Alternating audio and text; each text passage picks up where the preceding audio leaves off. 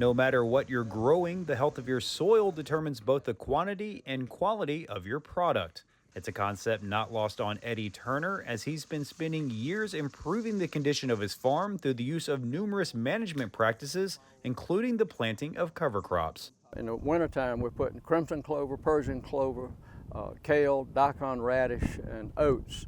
And all that biomass, when it's mature in May, we mow it back down and put all that biomass back on the ground. Then we follow that typically with sorghum, and we'll plant no-till sorghum in that land, and then September, then we'll shred all of that sorghum back down and put all that biomass back down on the ground. Despite all the hard work and patience that goes into it, the results speak for themselves, as he's been able to replenish the nutrients lost during growing season while also setting up these fields for future success. And what we're doing is we're trying to build the organic matter in the soil so that we'll have improved water holding capability. Our soils here in this area they don't hold water very well because of the low organic content. And so this field that we looked at earlier this morning, we've more than doubled the water holding capacity of that soil. That's just one of the soil conservation practices being done here on Turner Farm, which is why Eddie recently became one of just 5 soil conservation champions within the state.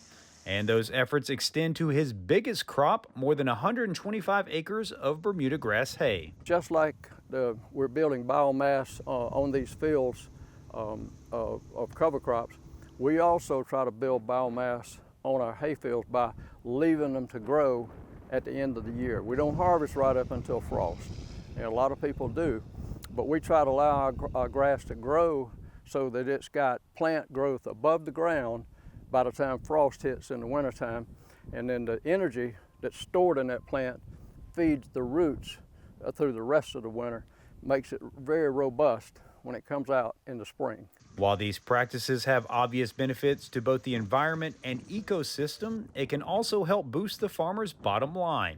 And that was emphasized more than ever in 2024 as extreme heat and lack of rain were common throughout the state. This year, with the drought in June and now drought in August, these are the years that doing this sort of thing give you the greatest benefit.